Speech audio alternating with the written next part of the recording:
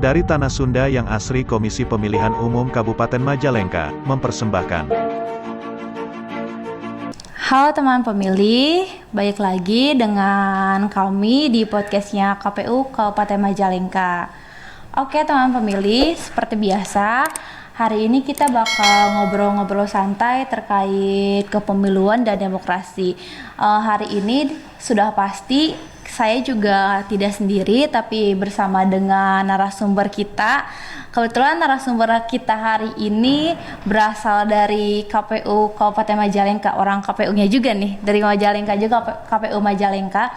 Beliau ini merupakan anggota KPU Kabupaten Majalengka dan sekarang diamanahi sebagai Ketua Divisi Teknis dan Penyelenggaraan ya Ibu. Beliau merupakan Ibu Kurniasi. Selamat siang Ibu. Siang. Nah, kita kenalan dulu. Biar kan katanya ada ya Bu pepatah nggak kenal tuh nanti nggak sayang. Jadi kita kenalan dulu aja boleh Bu? Ya. Perkenalkan, nama saya Kurniasi SE. Kebetulan saya dari Majalengka dan sekarang saya sebagai anggota KPU Kabupaten Majalengka. Kebetulan bukan dinobatkan ya. Diamanahi menjadi Ketua Divisi Penyelenggaraan Pemilu di KPU Kabupaten Majalengka. Oke baik Ibu. Berarti Ibu tuh sudah lama ya di KPU, hampir 3 tahun. Oh mau ke 4 tahun. Kami dilantik tanggal 23 Desember tahun 2018. Jadi udah mau 3 tahun setengah. Oke, siap Ibu. Nah, kebetulan Ibu, karena sekarang kan di KPU sendiri ya, bukan di Majalengka aja, tapi seluruh KPU se-Indonesia sudah masuk dalam tahapan pemilu ya. Karena kemarin juga tanggal 14 Juni kita sudah proses peluncuran tahapan pemilu ya. Nah, pasti kan teman-teman di luar sana juga pada penasaran nih seperti apa sih sekarang KPU kesibukannya, dan teman-teman juga udah pada penasaran sebenarnya tahapan pemilu itu seperti apa aja ya. Nah, karena kebetulan sekarang kita sudah bersama Ibu Kurniasi yang membidangi divisi teknis. Nah, boleh nih Ibu dijelaskan kira-kira untuk tahapan sendiri di KPU ya Ibu, di kabupaten ya khususnya kita, waktunya tuh kapan aja dan tanggal-tanggalnya tuh proses-prosesnya tuh seperti apa? Ya. Baik, untuk tahapan pemilu tahun 2024 sekarang ini, ya kemarin sudah dijelaskan gini ya tadi sama Mek, tanggal 14 Juni tahun 2022 itu sudah diluncurkan. Nah, untuk tahapan pertama itu untuk khusus divisi teknis ya. Sekarang pemilunya itu pertama pendaftaran, verifikasi dan penetapan peserta pemilu. Peserta pemilu di sini adalah partai politik ya. Itu mulai pendaftaran itu mulai tanggal 29 Juli tahun 2022 sampai 13 Desember tahun 2022. Itu pendaftaran dan verifikasinya.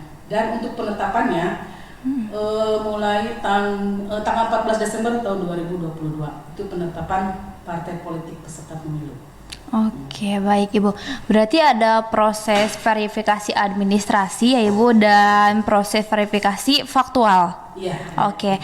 Nah, berarti untuk di verifikasi administrasi kan tadi sudah disebutkan juga di bulan Juli ya, 29 mulai itu pengumuman. Oh, pengumuman. Oke. Biasa pengumuman dulu. Kalau yang tahun sebelum itu 3 hari lah pengumuman. Nanti setelah pengumuman mulai ada pendaftaran. Pendaftaran direncanakan itu ya di mulai 7 hari ya. Oke. Kalau nggak salah, ya itu di draft ya. Kalau di draft yang dulu itu tanggal 1 sampai tanggal 7 itu pengumuman pendaftaran. Oke. Pendaftarannya. Kalau pengumumannya 29 Juli sampai tanggal 31 Juli. Nah, pendaftarannya tanggal 1 Agustus sampai tanggal 7 Agustus. Itu rencananya. Baik Ibu, berarti kalau proses verifikasi administrasi semua partai politik bisa ikut ya Ibu? Bisa ikut. Bisa daftar. Berarti nanti di verifikasi faktual kan berbeda ya Bu, nggak semua partai politik bisa ikut berarti kalau sudah seperti yang melewati proses administrasi untuk ke faktual. Oh, begini ya, kemarin ya ada kemarin habis rakor ya. Partai politik yang ada terdaftar di Kementerian Menkumham ada 75 partai kalau nggak salah. Nah, yang ada kantornya yang sudah didatangi kurang lebih ada 29 atau berapa ya, kurang lebih segituan lah yang ada kantornya. Nah, sekarang berdasarkan putusan MK untuk menjelang verifikasi ini, putusan MK nomor 55 tahun 2020. Nah, yang pertama adalah partai politik yang lulus verifikasi, yang lulus pemilu ya tahun 2019 yang memenuhi ambang batas parliamentary threshold, sekarang yang duduk di yang duduk di Senayan, itu hanya diverifikasi administrasi saja. Nah, sedangkan partai politik peserta tahun 2019 yang tidak memenuhi ambang batas itu diverifikasi administrasi dan diverifikasi faktual. Dan begitu pun partai baru yang sekarang, yang daftar sekarang sama diverifikasi administrasi dan verifikasi faktual. Jadi Berarti Berarti untuk partai baru mereka tuh ikut dua-duanya ya, administrasi sama faktual, kecuali untuk mereka yang udah lolos ambang batas yang 20% yang sudah duduk Senayan mereka hanya ikut administrasi. 20%. Jadi ambang batasnya 4%. 4%, mohon maaf. Iya. Oke. Ambang batasnya 4%. Lalu untuk prosesnya nih ya Ibu di tahapan sekarang, kira-kira apa aja sih Bu syarat untuk partai politik bisa mengikuti pemilu? Persyaratan-persyaratan yang harus dipersiapkan ya mungkin untuk partai politik yang ada di tingkat kabupaten. Nah, yang pertama adalah yang harus dipersiapkan salinan SK kepengurusan tingkat kabupaten yang ditandatangani cap basah dan stempel. Itu yang pertama. Terus yang kedua adalah harus memperhatikan 30% keterwakilan perempuan di kepengurusan tingkat kabupaten. Nah, untuk yang ketiga yaitu salinan SK kepengurusan tingkat kecamatan harus tersebar di 50% kecamatan yang ada di kabupaten tersebut.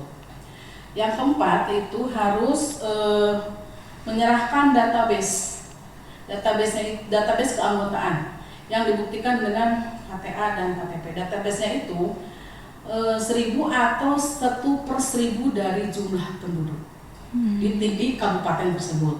Nah, yang kelima adalah surat pernyataan dari ketua partai politik di tingkat kabupaten yang menyatakan bahwa domisili kantor tetap kepengurusan berakhir pada tahapan pemilu. Jadi kalau misalkan akhir tahapan pemilu misalkan bulan April 2024, nah itu berakhirnya sampai situ. Nah, yang keenam yaitu keterangan domisili kantor tetap. Itu sekurang-kurangnya harus minimal dari kecamatan atau desa. Itu surat keterangan domisilinya. Yang ketujuh harus menyertakan nomor rekening parpol. Nomor rekening itu kan perlu ya. Yang kedelapan mempersiapkan infrastruktur. Misalnya infrastrukturnya itu komputer, scanner, printer. Kenapa itu harus dipersiapkan? Karena sekarang kan pendaftaran partai politik itu harus diupload ke Sipol. Jadi kalau dulu kita membawa berkas-berkas banyak, itu maksudnya parpol mendaftar ke KPU, sekarang enggak, hanya melalui Sipol. Nanti kita diverifikasi melalui lewat Sipol. Nah, yang terakhir, partai politik di tingkat kabupaten ini harus menunjuk atau menetapkan 2 orang narahubung atau LO dan 2 orang operator. Itu sekarang harus dipersiapkan. Jadi ditunjuk gitu sekarang, harus di SK-kan juga gitu. Itu mungkin persyaratan yang harus dipersiapkan oleh partai politik yang ada di tingkat kabupaten kota. Untuk sekarang pendaftarannya lebih efisien ya Ibu, soalnya langsung ke KPU RI ya lewat Sipol ya. Sekarang dipusatkan pendaftaran di KPU RI. Oke, baik Ibu. Tadi tuh Ibu kan ada menyinggung ya Ibu bahwasannya di Indonesia tuh sekarang sama partai baru tuh ada hampir 75 partai politik gitu. Nah, tapi kira-kira untuk di Majalengka sendiri ada semua nggak sih Ibu partai politiknya? Untuk di Majalengka kayaknya sih nggak begitu banyak ya. Iya. Yang sudah ada ya terdaftar di KPU lah gitu ya. Yang udah terdaftar yaitu ada 9 partai politik yang sudah duduk di parlemen ya. Boleh disebutkan? Boleh. Apa ya? Yang pertama itu PKB, terus Gerindra, PDI, Golkar, Nasdem, PKS, PAN, P3, Demokrat. Nah, itu yang udah duduk parlemen. Yang ada, ya. Di parlemen itu udah ada kita.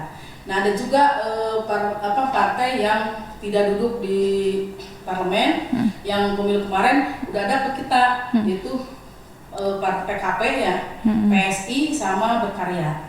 Nah, sekarang ada partai baru yang sudah mendatangi KPU, yaitu Partai Umat, Berkarya, dan Gelora.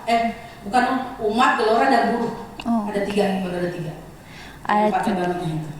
Nggak semuanya berarti untuk Ya. di Majalengka sendiri. Kayaknya sih. Tidak. Tapi nggak tahu, ini mungkin masih berjalan. Oke.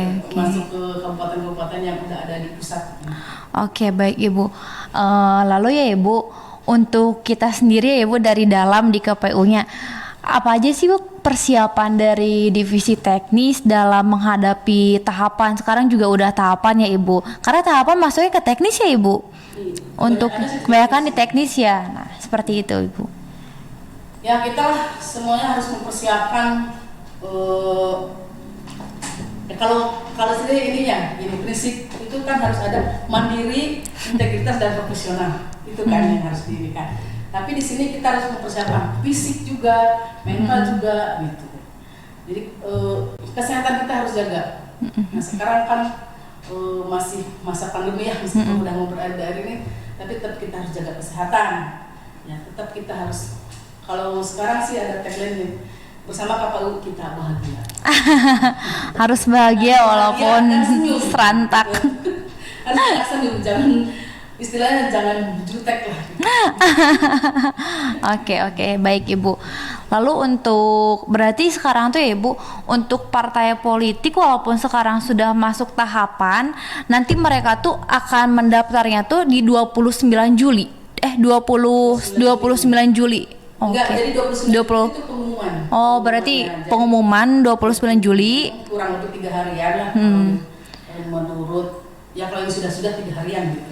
Berarti diperkirakan bisa Agustus ya Ibu. Jadi Agustus, Awal-awal Agustus ya. Agustus itu mulai pendaftaran. Oke. 7 hari. Oke, baik nih, penting banget nih buat partai politik yang lagi nonton, buat anggota partai politik di Majalengka ataupun di lainnya gitu. Jangan lupa untuk mempersiapkan persyaratan untuk mengikuti verifikasi administrasi di KPU-nya sendiri, karena sekarang harus benar-benar persiapan ya Ibu, karena datanya juga langsung diakses oleh pusat di KPU RI melalui sipol, nggak kayak dulu bisa ke kantor kayak gitu. Ya, kalau dulu sih datang ke kabupaten membawa kopinya gitu.